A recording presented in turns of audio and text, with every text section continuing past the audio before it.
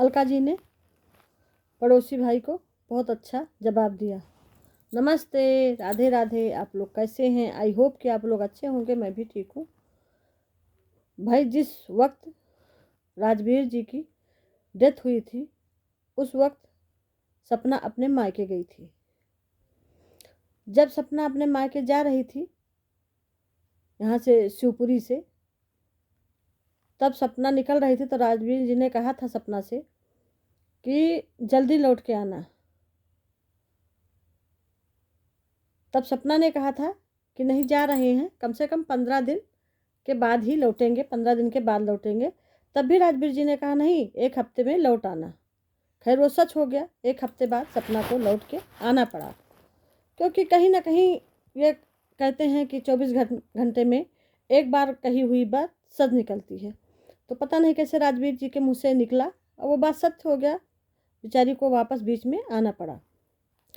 लेकिन जहाँ तक ये बात थी कि जब राजवीर जी की डेथ हुई, एक्सीडेंट हुआ, तब ये लोग वहाँ अपने गांव पे गए थे पुराने, और सपना चली गई थी अपने मायके। सपना नहीं थी वहाँ पे। वहाँ से अचानक बरसात होती है, खंभा वगैरह कुछ गिरता है, वीडियो में जैसा कि देखे थे। फिर यहाँ से फ़ोन जाता है, अंशु आके बताती है अपने बुआ से कि मम्मी फ़ोन कर दो कि उधर रास्ते नहीं आएंगे जिस रास्ते से गए हैं, किसी दूसरे रास्ते से आएंगे, क्योंकि उस रास्ते पे शायद कोई तार वगैरह गिर गया है तो करंट फैला है। तो खैर सपना की सास ने तुरंत फ़ोन किया राजवीर जी को। बात भी हुई राजवीर जी से कि उधर से ना आकर के बेटा उधर से आना। अब क्या थी सच्चाई, तार गिरा था कि नहीं गिरा था, ये तो वही लोग जानेंगे। और फिर राजवीर जी शायद किसी दूसरे रास्ते से आ रहे थे उधर। वहाँ वो लोग, उनके दोस्त लोग बुलाए थे। वहाँ कौन कौन था, कौन कौन नहीं था, कोई उनके रिलेटिव थे कि घर वाले थे कि बाहर वाले, भगवान जाने कौन था। वहाँ के स्थानीय लोग जानते होंगे या उनके घर के लोग जानते होंगे कौन कौन साथ में था। ऐसा नहीं है कि किसी को पता नहीं चलेगा। फिर वहाँ से वो आ रहे थे, जब एक टैंकर ने टक्कर मार दिया, उसको घसीटते हुए कुछ काफ़ी दूर ले गए शायद, तो उनकी डेथ हुई। फिर उन वहाँ से फ़ोन आता है, फिर ये लोग जाते हैं हॉस्पिटल लेके, और राजवीर जी की डेथ हो जाती है। डेथ होने के बाद जो है इन्होंने पीएम नहीं करवाया, जबकि पोस्टमार्टम करवाना बहुत ज़रूरी होता है। उसमें कई चीज़ रहते हैं सब। एक तो पता चल जाता है पोस्टमार्टम कैसे हुई, किस वजह से गिरे, कैसे क्या हुआ, कहाँ चोट लगी। उसके बाद पुलिस केस भी हो जाती। इन्होंने पोस्टमार्टम नहीं करवाया, वहाँ से शायद लाश लेके अपना चले आए। फिर यहाँ पे हुआ कि एफआईआर का जब बात उठा तो उनके शायद उसी समय सपना के किसी वीडियो में या अलका जी के किसी वीडियो में पढ़ा था कि उन्होंने मना कर दिया। पहले तो बात करने से ही मना कर रहे थे, क्योंकि अलका जी भी गई थी वहाँ पे। अलका जी ने बहुत दौड़ भाग किया बेचारी।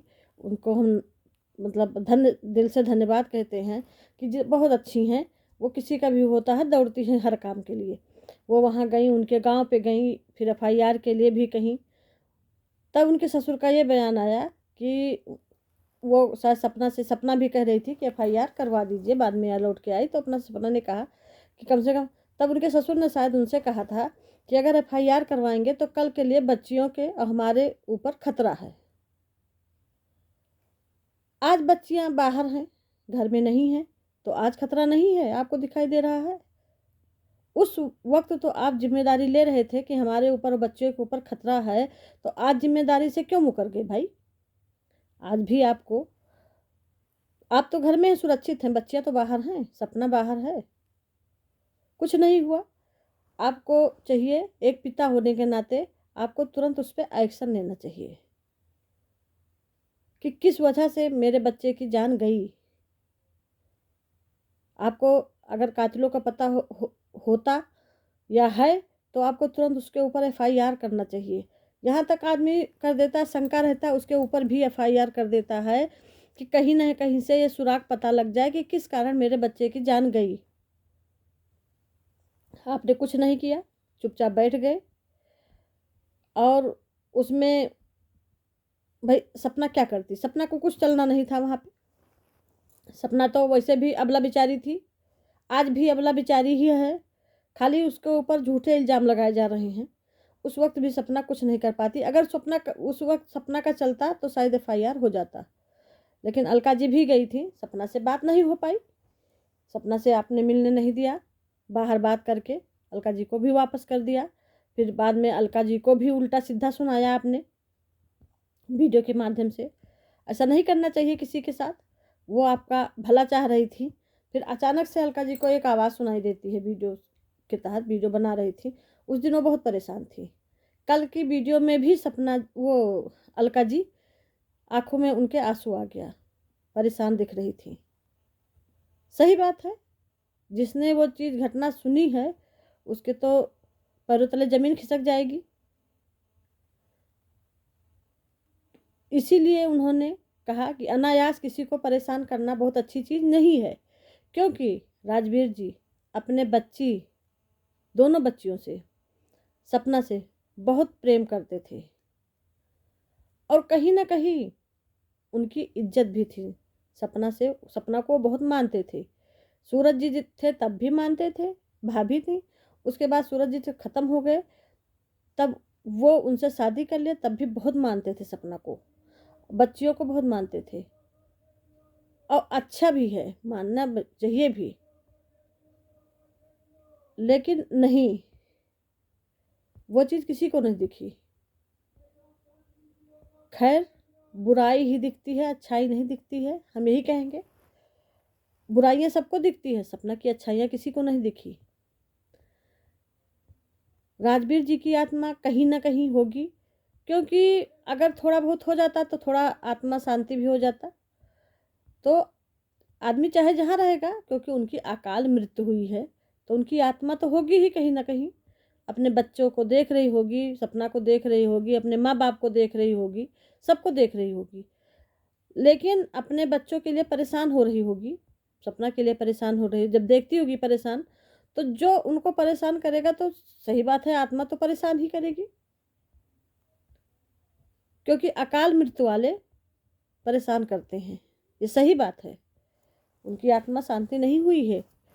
अगर उनके बच्चे घर में रहते, सुखी से रहते, सब लोग सहयोग करते, तो कहीं ना कहीं वो धीरे धीरे उनका आत्मा शांत होता।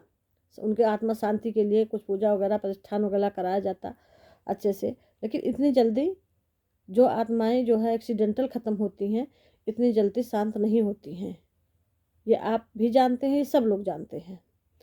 तो हम यही कहेंगे कि ज़्यादा से ज़्यादा लोग जो है बच्चों को और सपना को टारगेट करना छोड़ दें। अच्छी चीज़ नहीं है, क्योंकि उनके माता पिता वहीं पे उनको एक्शन लेना चाहिए था, उस समय नहीं। सपना को जो बता रहे हैं कि सपना उस वक्त कहाँ थी, तो सपना को कुछ नहीं चलती थी। जो अगर उसकी चलती होती तो आज वो घर में खड़ी रहती, वो घर से बाहर ना होती, बेघर ना होती। और शादी वाली बात थी तो उसको जब तरोही के अंदर ही, जब सूरज जी की डेथ हुई थी, उसके तरोही के अंदर ही उसको चूड़ी पहना दिया जाता है। तो उनके यहाँ ये होता है, जब चूड़ी पहनाया जाता है तो ये होता है कि देवर के नाम की, कि उससे शादी होगी, वो पक्की हो चुकी थी। उसको लोग अफवाह बना रहे हैं, खिल्ली उड़ा रहे हैं। ऐसा नहीं करना चाहिए किसी के साथ।